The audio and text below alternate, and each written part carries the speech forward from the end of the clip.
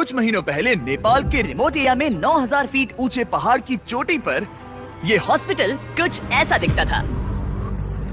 इतनी दूर रहने की वजह से इस कम्युनिटी में बिजली नहीं है, मतलब स्थानीय डॉक्टर्स अच्छे मेडिकल इक्विपमेंट तक नहीं पहुंच पाते और अक्सर उन्हें सिर्फ टॉर्च और बहुत ही बेसिक टूल्स का इस्तेमाल करके अंधेरे में सर्जरीज और कॉम्प्लेक्स मेडिकल प्रोसीजर्स परफॉर्म करनी पड़ती हैं। बेहतर देखभाल की जरूरत पड़ने पर एक बेहतर मेडिकल फैसिलिटी तक पहुंचने में घंटों लग सकते हैं। इन प्रॉब्लम्स की वजह से कई मौत और मिसकैरेजेस भी हुए हैं। तो हमारे long term partners gift power, जिनके साथ हम अपने पिछले 3 बीस फिलैंथ्रोपी वीडियोस में काम कर चुके हैं, उन्होंने डैन और डैरेन को इस समस्या का हल ढूंढने में मदद करने के लिए खोलोग्विन की यात्रा पर चलने को कहा, जहां उनका धूमधाम से स्वागत किया गया पृथ्वी पर सबसे खूबसूरत जगहों में से एक में। पहली सुबह डैरेन की मुलाकात संजय नाम के एक स्थानीय गिफ्ट पावर इंजीनियर से हुई, जिसने उसे नीरा के बारे में एक दुखद कहानी सुनाई। उस गांव की एक महिला जिसने ठंड के मौसम में मेडिकल फैसिलिटीज और इक्विपमेंट की कमी के कारण अपने बच्चे को खो दिया था। उसे सबसे करीब के बर्थिंग सेंटर तक बारिश में चल के जाना पड़ता था और क्योंकि बर्थिंग सेंटर दूर था, इसलिए वो सेंटर तक नहीं पहुंच सकी और उसे बच्चे को खोना पड़ा। और सरकारी फंडिंग की कमी के कारण इस अस्पताल को कम से कम 2030 तक बिजली नहीं मिलेगी।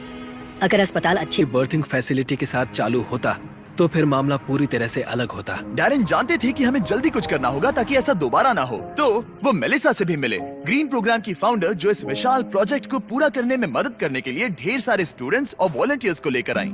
जब मैं छोटी थी, मैं मलेशिया में अपने परिवार से मिलने गई। वहाँ मैंने पहली बार समंदर देखा और समंदर तट से जुड़ी चट्टानों को देखा और तब मुझे पहली बार यह एहसास हुआ कि अगर हमें लोगों को प्रकृति की खूबसूरती दिखाने का मौका मिले तो ऐसा करके हम उनके अंदर ऐसा भाव जगा सकते हैं कि जिनसे वो भी प्रकृति की रक्षा करना चाहे। तो हमने अनिवार्य रूप से दुनिया भर से ऐसे छात्रों को लिया है जो सच में अच्छा प्रभाव डालने की परवाह करते हैं और आने वाली पीढ़ियों का परिचय दुनिया की खूबसूरती के साथ कराने में सक्षम होना ऐसा तरीका है जो वाकई में दुनिया को बेहतर जगह बना सकता है। संजय और मेलिसा से मिलने के बाद डैरेन काम करने के लिए और भी ज्यादा इंस्पायर्ड हो गए थे। हम सोलर पैनल्स और बैटरीज लगा रहे थे ताकि अस्पताल को बिजली मिल सके। साथ ही इस कम्युनिटी की सेवा के लिए हम उन्हें इक्विपमेंट्स दे रहे थे जिससे एक सेफ और मॉडर्न बर्थिंग सेंटर बन पाए।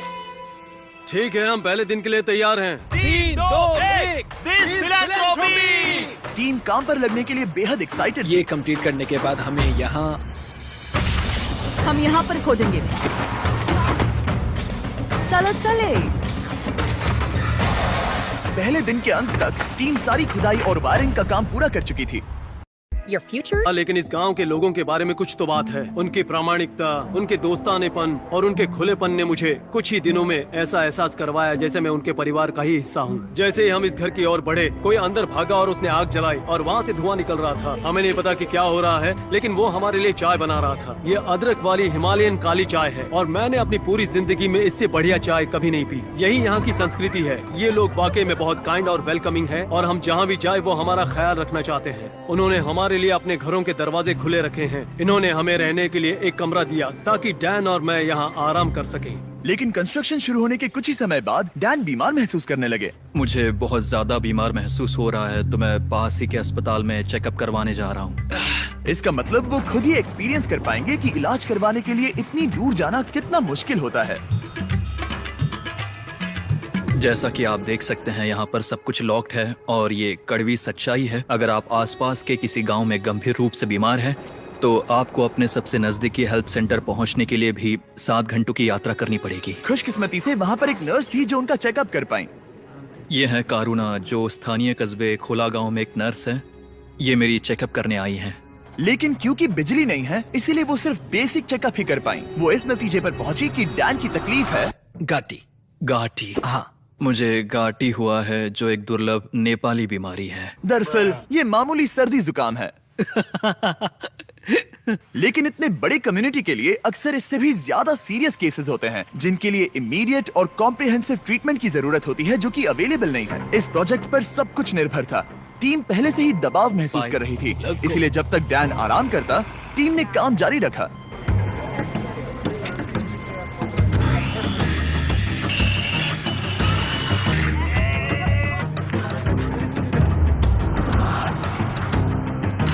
अब जब सपोर्टिंग स्ट्रक्चर तैयार हो गया था, हमने सोलर पैनल्स लगाने शुरू कर दिए थे। संभल के, हाँ, आराम से। टीम की कड़ी मेहनत के कारण हम स्केड्यूल के आगे थे, तो डैरेन ने संजय के बारे में और जानने के लिए समय निकाला। जब मैं ऊपरी हिमालय में काम कर रहा था और उपकरणों की मरम्मत कर रहा था, तो हमें पता चला कि इस गांव में बिल्कुल भी बिजली नहीं है। और जब हम यहाँ पहुँचे तो मैंने देखा कि बच्चा सोया था और वहाँ एक लकड़ी के बॉक्स में आग लगाई गई थी और मेरे दिमाग में अचानक आया कि इस तरह के उपकरण हम भी बना सकते हैं। और उसके बाद मैंने यहाँ नेपाल में एक टीम बनाई और फिर हमने एक बेबी वार्मर बनाया और हम इसे नेपाली में न्यानो न्यानी कहते हैं, जिसका मतलब है एक गर्म बच्चा। न्यानो नानी इतनी सफल हुई कि इसने यूएसए में पीपल्स चॉइस अवार्ड जीता। मुझे लगता है कि ये मेरे लिए एक सपने के सच होने जैसा है, क्योंकि मेरा लक्ष्य इस तरह के वार्मर का निर्माण करना और लोगों को जागरूक करना कि इस तरह के रिमोट एरियाज में हॉस्पिटल्स का क्या महत्व है। सिंपल मेडिकल इक्विपमेंट से जान बच सकती है, ये समझने के बाद डैरन ने 10 और बेबी वार्मर्स खरीदकर संजय को सरप्राइज किया, जिन्हें वो इस तरह के बाकी कम्युनिटीज को डोनेट कर सके। संजय, मैं तुम्हारे पास से 10 और बेबी वार्मर्स खरीदना चाहता हूँ और तुम इन्हें जिस भी हॉस्पिटल या कम्युनिटी में बांटना चाहते हो वहाँ बांट सकते हो। तुम्हारा बहुत बहुत शुक्रिया डैरन, ये मेरे और मेरी टीम के लिए बहुत मायने रखता है। Thank you so much. सिर्फ एक दिन बचा था। हम कंस्ट्रक्शन पूरा करने के बहुत करीब थे और पूरी टीम आखिरी सोलर पैनल पर साइन करने के लिए एक साथ आई।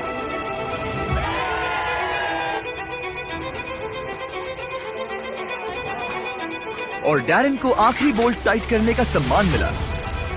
हमने मिलकर बिना बिजली वाली इस टूटी हुई बिल्डिंग को पूरी तरह से एक अस्पताल में बदल दिया, जो इस कम्युनिटी के 16,000 से अधिक लोगों की सेवा करेगा। मैं इस बात का बहुत आभारी हूँ कि हम यहाँ आ पाए और उन्हें एक उपहार दे पाए जो इन लोगों के लिए और आने वाली इनकी पीढ़ियों के लिए एक सार्थक बदलाव लाएगा। अब रात होने के करीब है और समुदाय को सरप्राइज करने का समय आ गया है। मुझसे और इंतजार नहीं हो रहा। पहली बार लाइट को जल्दी देखने के लिए पूरा गांव अस्पताल के यहाँ इकट्ठा हुआ। सब लोग तैयार हैं? 3, 2, 1।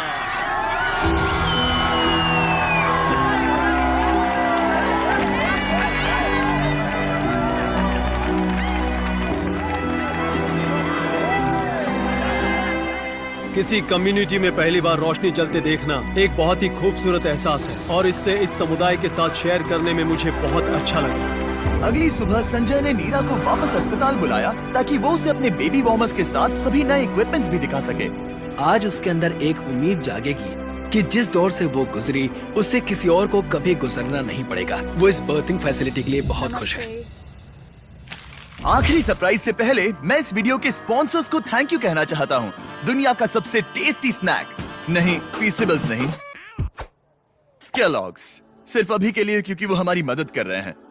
आज से 31 जून 2024 तक केलॉग्स माइनक्राफ्ट के साथ मिलकर आपको इस तरह के exclusive character creator items free में दे रहे हैं, जैसे कि एक कैमल हैट, एक एक्सोलॉटल हैट और एक चेरी ब्लॉसम ड्रेस। इन गेम इस्तेमाल करने के लिए केलॉग्स सीरियल के स्पेशली मार्क्ड बॉक्सेस को खरीदने पर, जैसे कि ये Kellogg's Froot Loops, Frosted Flakes, Apple Jacks और कॉर्न पॉप्स। गोल है तीनों कैरेक्टर क्रिएटर आइटम्स को जमा करना और इस सब के साथ साथ माइनक्राफ्ट और केलॉग्स ने आर्बर डे फाउंडेशन के साथ पार्टनरशिप की है। आर्बर डे वही फाउंडेशन है जिसकी मदद से हम टीम ट्रीज बना सके और वो यूएसए में जरूरत के कारण 2.5 लाख पेड़ लगा रहे हैं। ये कमाल की बात है। और जानने के लिए डिस्क्रिप्शन में दिए गए लिंक पर क्लिक कीजिए, सारे टर्म्स और कंडीशंस देख लेना। ओके फीस्टेबल्स, इसके लिए माफी चाहता हूँ, लेकिन लोगों की मदद के लिए करना पड़ता है। थैंक यू केलॉग्स वीडियो को स्पॉन्सर करने के लिए। अब वीडियो कंटिन्यू करते हैं। संजय से बात करने पर हमें पता चला कि भले ही वो नेपाल से हैं, लेकिन वो कभी एवरेस्ट पर नहीं गया और इस विशाल पर्वत को देखना हमेशा से उसका सपना रहा है। इसीलिए आखिरी सुबह हमने उसे एक सुनहरे मौके के साथ सरप्राइज करने का फैसला किया। हम एवरेस्ट के इतने करीब आए हैं तो वहाँ जाना तो बनता ही है। हम संजय को एवरेस्ट पर वहाँ तक ले गए जहाँ तक हेलीकॉप्टर हमें ले जा सकता है। हवा की कमी के कारण डैरन, डैन और संजय वहाँ सिर्फ 2 मिनट ही बिता सके, क्योंकि उसके बाद उन्हें ऑक्सीजन की कमी से हाइपोक्सिया हो सकता था। डैरन और मैं आज तक कभी एक साथ इतनी ऊंचाई पर नहीं आए हैं। मुझे तो यकीन ही नहीं हो रहा। एवरेस्ट को देखकर संजय भावुक होकर अपने घुटनों पर आ गया। मैं बहुत खुश हूँ। यहाँ आना मेरे लिए एक सपने की तरह था। और एक बार फिर से मैं हमारे पार्टनर्स गिव पावर और ग्रीन प्रोग्राम को ये सब के लिए शुक्रिया करना चाहूंगा। ऑब्वियसली ये प्रोजेक्ट बनाने में बहुत मेहनत लगी, तो अगर आपको इसके बारे में और जानना है तो डैन ने इसका बिहाइंड द सीन्स वीडियो बनाया है, जिसका लिंक डिस्क्रिप्शन में मिल जाएगा। 20 फिलैंथ्रोपी शूट्स पर पर्दे के पीछे ये सब होता है। मजे करो। इसे ऐसे क्लैप करो, समझे? मैंने देखा है कि आप वीडियो खत्म होने से पहले ही चले जाते हो, तो इस बार बैकग्राउंड में कैट वीडियो चलेगा ताकि मैं बोलता रहूं और आप बस सुनते रहे। इस वीडियो से आने वाला एड रेवेन्यू और जनरल रेवेन्यू दोनों का 100% 20 फिलैंथ्रोपी को जाता है। तो इस वीडियो को देखने से ही आप लोगों की मदद कर रहे हैं। प्लीज जाकर और वीडियोस देखो और अभी के अभी सब्सक्राइब करो, या तुम्हें लोगों की मदद नहीं करनी।